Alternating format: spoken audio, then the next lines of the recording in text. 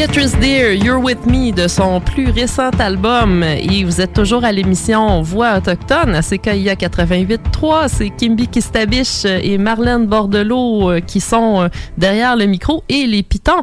Et c'est maintenant le temps de s'entretenir avec Éric Pouliot-Teasdale. Et j'y ai préparé un beau thème à part de ça.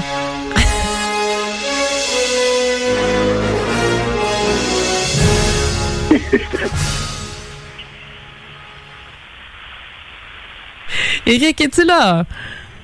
Oui, bonjour. Bonjour, comment vas-tu? Ça va bien, Marlène? Ben oui. Et Kimby, ça va? Très bien, très bien. Je suis back to the future. Je ben oui. Vers le futur. Oui, merci de m'avoir ramené. Et puis là, on s'en va en quelle année là, dans cette machine à voyager dans le temps? Ben là, on va aller observer qu'est-ce qui a amené les fameuses dites grandes paix de 1666, qui étaient en réalité pas vraiment des grandes paix, mais c'était comme comment se débarrasser officiellement des Iroquois pour les colonies, la colonie française. Alors donc, qu'est-ce qui m'a amené à ça? C'était que j'ai commencé à faire une étude des journaux et toutes les mentions, les journaux qui faisaient des mentions des Autochtones, Indiens ou Iroquois spécialement. Je me concentrais sur l'émission le début de l'instauration de Kahnawake. Okay. Et puis, j'ai remarqué que depuis 1780, dans le Montreal Herald et la Gazette, jusqu'à 1960, hebdomadairement, il y avait toujours des articles qui parlaient des pauvres martyrs massacrés par les Iroquois, qui étaient les fameux missionnaires. Et puis, je me demandais, qu'est-ce qui motive toujours le clergé puis la croyance populaire de l'histoire au Québec de vouloir continuellement parler de des Iroquois comme étant des êtres terribles pour le développement de la colonie française. Alors, j'ai remarqué dans toutes les archives, ça m'a amené au développement, parce qu'évidemment, le début de la colonie, avant que ce soit une colonie, c'était un développement économique, puis c'était le commerce des fourrures, c'était l'unique but principal. Et puis, avant que ce soit une colonie de développement, d'habitation et tout ça, c'était les sans-associés créés en France en 1627 qui ont eu, par l'avènement de Louis XIII à l'époque, financé par une centaine d'actionnaires qui ont fondé la compagnie finalement des sans-associés. Et puis, c'était pour ériger des colonies. Et puis, dans le cas de la Nouvelle-France, c'était ériger des colonies avec des coureurs des bois et pour établir le commerce de la fourrure et tout ça. Et qu'est-ce qui s'est passé? Au début des années 60, c'était Louis XIII, donc, qui avait fondé la colonie des sans-associés. Louis XIV, en 1660, fait un gros changement. Okay. Et puis, pour les affaires coloniales, donc le bilan des activités de la colonisation de la compagnie est maintenant dirigé par le ministre du roi, qui était Jean-Baptiste Colbert, qu'on retrouve souvent dans les archives de ces années-là. Mais ça se solde dans un échec. Fait qu'il y a juste une fraction de colons qui se sont établis au Canada. Puis à cause des guerres pour les Iroquois, c'était toujours problématique. En 1663, la Société des sans-associés est finalement dissolue. OK. Et puis, c'est la colonie du Canada passe directement sous l'autorité royale. Donc, ça devient officiellement une colonie royale. C'est plus un établissement commercial à partir de 1663. Donc, est-ce que c'était toujours quand même, ça gardait son côté mercantiliste quand même? Ou? Oui, exactement. Okay. Oui, c'est ça. C'est que l'idéal, les raisons d'établissement en 1665-1666, c'est qu'étant donné que les relations étaient bonnes avec les Algonquins, les Inuits, et puis pas mal dans le nord aussi, ça commençait à bien se développer avec les Cris et tout ça. Mais qu'est-ce qui se passait? C'est que les Iroquois, ayant toujours eu, donc développé depuis 1580 des relations avec les Hollandais, avec la fourrure, ensuite, avec les Anglais vers 1620 qui ont combattu les Hollandais, qui ont pris le fort Albany. Là. Et New York. Et donc, c'est ça, hein? Oui, ouais, c'est ça qui est donné New York. Dans ces secteurs-là, c'est un petit peu au nord de New York. Puis finalement, New York fut créé. Et puis, la raison d'établissement des régions calières, c'était pour contrer finalement la résistance des Iroquois aux expansions de la colonie française. Fait que ils ont fait une espèce de deal, c'est-à-dire ils ont organisé 3 grandes paix en 1666 pour mettre un terme aux problématiques des Iroquois qui bloquaient un peu la porte à l'expansion de la colonie française vers les Grands Lacs pour les peaux de castor. Tu sais. Ah! C'était vraiment ça. Donc, le jeu des missionnaires dans tout ça, c'était de faire la promotion aux Algonquiens et aux Montagnais que les Iroquois étaient terribles et incroyants. Donc, ça faisait de très, très bons alliés. Parce que, évidemment, dans certaines croyances montagnaises puis algonquines, les missionnaires avaient réussi à créer un syncrétisme avec la Vierge Marie et puis la Mère Terre puis des divinités, disons, des aspects de la croyance déjà algonquienne. Donc, ils ont pu marier la Vierge Marie puis la croyance chrétienne un peu pour perpétuer la colonie. Et puis, mettre l'emphase sur le fait que les Iroquois étaient les terribles Iroquois. Donc, c'est un peu ça qui a comme toujours perpétué, d'où le fait que dans les journaux, jusqu'en 1960, on parle toujours des martyrs avec les terribles Iroquois.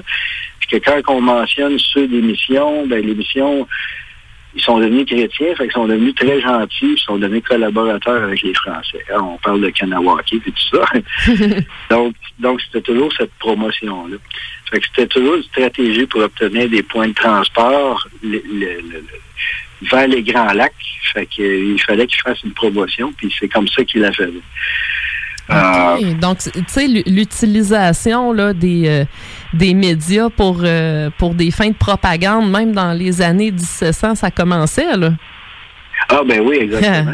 Puis qu'est-ce qui s'est passé? C'est qu'étant donné que les Français voulaient établir le développement économique jusqu'au Grand Lac, évidemment, la guerre s'est produite. Et puis, pour protéger leurs intérêts, évidemment, ben, les Iroquois, certains ont fait des raids en réplique.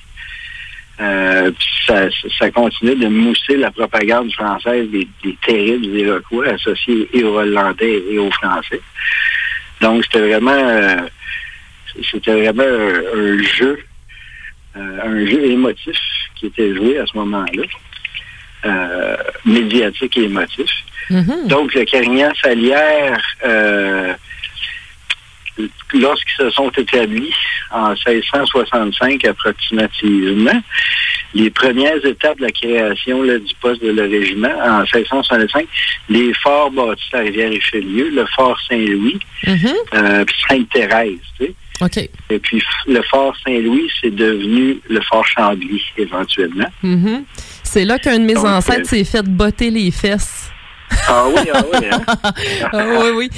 J'ai un ancêtre, je retrouverai le nom de famille un jour, qui est décédé des suites de ses blessures au fort Chambly parce qu'il s'était coltaillé avec des vilains Iroquois. Ben, c'est souvent dans les registres, on les voit pas mal tous, ceux de Montréal qui sont décédés suite à ces guerres-là. Là. Il y a toujours les mentions des gens qui sont morts suite aux guerres avec les Iroquois et tout ça. Mm-hmm. On est chanceux d'avoir ça parce que nos archives au Québec ayant tout été très bien conservées. Les registres de sépulture font pas mal toute mention de ces décès-là. C'est assez terrible à l'époque. Ah oui, ça brassait. Donc, c'est ça, il y avait plusieurs forts là sur la Richelieu, dont Fort Saint-Louis qui est devenu Fort Chambly, c'est ça? Exactement, okay. Oui, c'est ça. En fait, il y avait 2 forts, ouais, c'est ça. Et dont un qui est devenu Fort Chambly. OK, puis ça, c'était stratégique, cet endroit-là. Ben oui, c'est ça. C'était des lieux de... Parce qu'ils voulaient, évidemment, c'était des lieux stratégiques et pour le commerce de la fourrure, puis et pour continuer leur expansion graduellement, idéalement vers les Grands Lacs, d'où la fameuse impasse.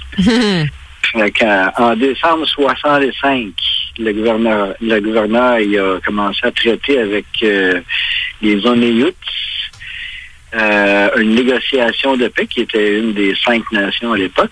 OK. Mais les accords n'ont pas été atteints avec tout le monde, fait que les conflits se sont encore continués. Ça s'est passé jusqu'en janvier-février 66. Encore avec les Mohawks cette fois-là. Les premiers, c'était une autre des 5 nations. Ensuite, avec les Mohawks, les mêmes problématiques arrivent.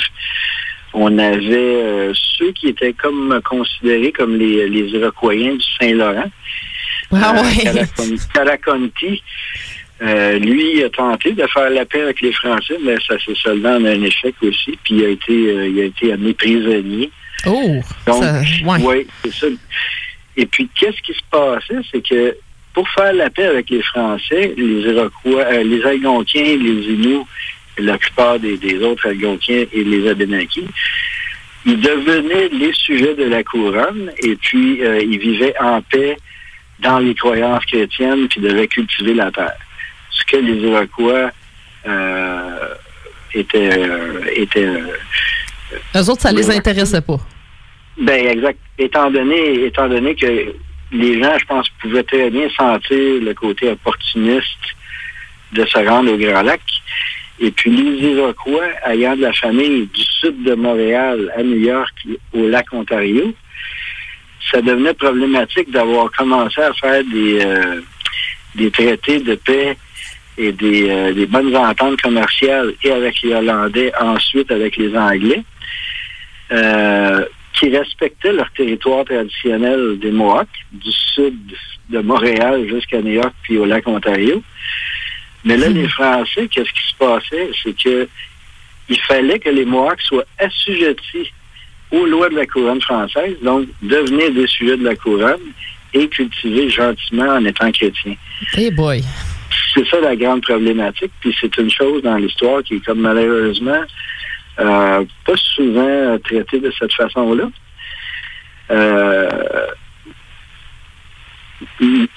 Peut-être que la colonie, c'est-à-dire les campements iroquois, certains diront, étaient semi-sédentaires. C'est-à-dire que parfois, oui, il y avait la paix avec des Algonquiens ou des bons échanges aux alentours de Montréal. Des fois, il y avait peut-être 5 ans de bons deals. Mm-hmm. Après ça, on avait 5 ans de guerre. Après ça, 5 ans de neutralité où il ne se passait pas grand-chose aux autres de Montréal. Donc, il y avait une instabilité. Donc, c'était des camps, des habitations semi-temporaires, rien de permanent. D'ailleurs, aussi avec le fait de l'agriculture des Iroquois, le sol, il fallait changer de camp une fois de temps en temps pour avoir une bonne fertilité du sol. Donc ça a motivé beaucoup les Français éventuellement de dire que bon, les Iroquois sont disparus. C'est pas vraiment que les Iroquois étaient disparus, c'est que c'était une de ces périodes-là, probablement, soit d'accalmie ou de neutralité territoriale, suite à peut-être qu'il y avait eu une guerre avec des Algonquins. Mm-hmm. Ça, on le saura donc jamais. Ah non, ça c'est mystérieux. Et puis c'est ça, donc les Français, eux autres, ça leur convenait que les Iroquois, entre guillemets, disparaissent. Ben oui, c'est ça, exactement. Donc, pour leur promotion de développement stratégique, là, c'était idéal pour eux. C'est ça. Mais donc, finalement, tu sais, ces 3 grandes paix-là, oui. C'est une autre affaire qu'on peut mettre entre guillemets, le mot paix. Oui, c'est ça. Ça n'a pas tellement fonctionné. Ça n'a pas tellement fonctionné. En 1667, le régiment débute des offensives en dévastant les Mohawks pas mal. Mais maintenant, il décide le 22 mai 66 qu'on fait un premier traité de paix. Ensuite, le 12 juillet 66, mais avant que le deuxième traité soit conclu, j'ai retrouvé une lettre d'une correspondance qui explique le 1er septembre 1666, avant le 3e traité, pardon, dans les mémoires de Jean Talon à Tracy puis Courcelles, Talon y écrit qu'il est actuellement plus avantageux de faire la guerre aux Alliés que de conclure la paix avec eux. OK. Donc, fait qu'on voit vraiment que c'était un but, l'ultime but de la colonie, c'était de faire l'extension jusque vers les Grands Lacs. C'était ultimement ça. Donc, si on se pliait pas à devenir des chrétiens gentils puis cultiver la terre puis devenir des sujets de la couronne, ben il fallait nous détruire. Donc, il est écrit le 1er septembre 1666 Monsieur Talon explique à Tracy et à M. de Courcelles que la conjoncture paraît la plus savante de toutes celles qu'on peut espérer ci-après, parce qu'il n'y a pas de temps à prendre pour la destruction de cette nation que celui-ci, celui de l'hiver ou du printemps prochain. Fait que tout était déjà organisé pour éliminer les Mohawks. Tabarouette, OK, c'est... une parcelle de l'histoire qui est toujours, traitée dans l'histoire, mais juste pas souligné, disons, observé rapidement. On parle pas... C'est ça, on parle pas de ça, là. En tout cas, moi, j'ai entendu parler à l'école des sans-associés, du régiment, de tout ça, mais jamais qu'on parle que ces gens-là avaient vraiment un plan de génocide, là. Ah non, ben c'est ça. Ben, c'était on n'en parle pas. Si vous voulez pas être rentable pour la colonie, être des chrétiens assujettis qui vont cultiver la terre, puis être gentils, puis devenir des sujets de la couronne, ben, on va devoir vous éliminer. Mon Dieu, c'est pas mal ça qui s'est passé. Hey, notre passé est vraiment trash. Oui, c'est vraiment noir. Puis, c'était vraiment un développement économique, puis pour que les gens puissent continuer de recevoir des subventions de la couronne en France, ben, il fallait qu'ils présentent une rentabilité. Hein? Puis s'il y avait un blocus à la rentabilité, ben il fallait éliminer le blocus. Fait que c'était principalement ça l'objectif. Puis qu'est-ce qui s'est passé? Qu'est-ce qui a créé les premières missions et tout ça? C'est que finalement, ils l'ont fait, cette guerre-là. Et puis, ils n'ont pas emporté une victoire officielle ou décisive, ces Iroquois, mais Tracy et le régiment Salière, ils ont présenté une puissance militaire, mettons, assez déconcertante. Ouais. Puis, combiné avec les épidémies et la famine de l'époque que les contacts faisaient, ça l'a amené les Mohawks et certains Onéites à conclure une paix le 10 juillet 1667. Puis ils ont été plutôt forcés à joindre les missions parce qu'ils étaient tellement malades puis dans un mauvais état qu'ils ne pouvaient plus vraiment s'en retourner vers le sud ou vers le lac Ontario pour y aller en retraite. Donc, les survivants se sont assujettis aux missions du roi de France. Et puis, c'était toujours dans l'idéal de rentabiliser la colonie par l'agriculture puis le commerce de la fourrure. Puis la première mission, c'était Kentucky. Kentucky, ça, c'est... Est-ce que c'est Kanawagé? Ben, c'était c'était pas loin de Montréal, tu sais. OK. Pas loin du Mont-Royal.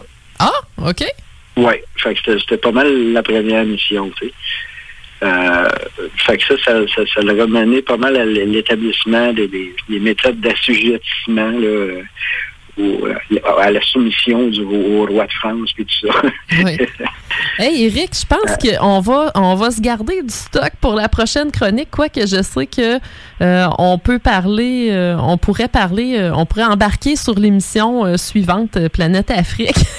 Et puis continuer à jaser très longtemps. D'ailleurs, je les vois qui se préparent de l'autre côté de la fenêtre. Ah bon, OK.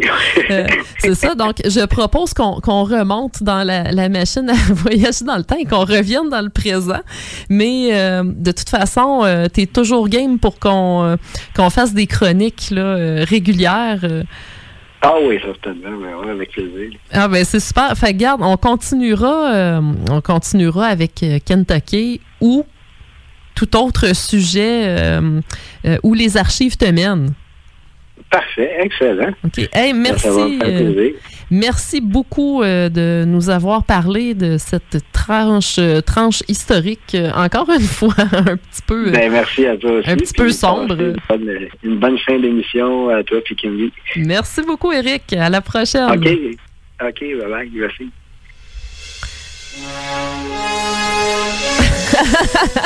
Alors, c'était Éric Pouliot-Tisdale qui nous a amené faire un pas mal grand tour dans sa machine à voyager dans le temps. On espère que vous avez aimé cette démystification-là de l'histoire. De l'histoire, et puis c'est ça, des soi-disant grandes paix. Donc, on était dans les années 1660 quelques, quand même. Et c'est des choses qu'on n'apprend pas, non, à l'école. Donc, et puis c'est aussi, tu sais, des stéréotypes qui se perpétuent, hein, que les Mohawks, c'est des pas fins, là.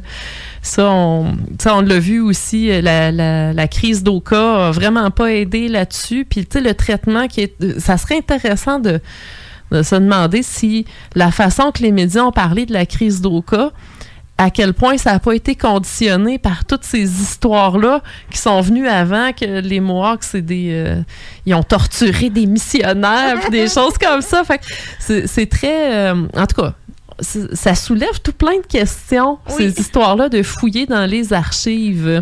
Et c'est ça. Donc, comme je le disais à Éric... tranquillement, pas vite, il y a l'émission Planète Afrique qui se prépare. Donc, Abraham Camara et Yvan Atiba qui vont parler de l'actualité africaine et qui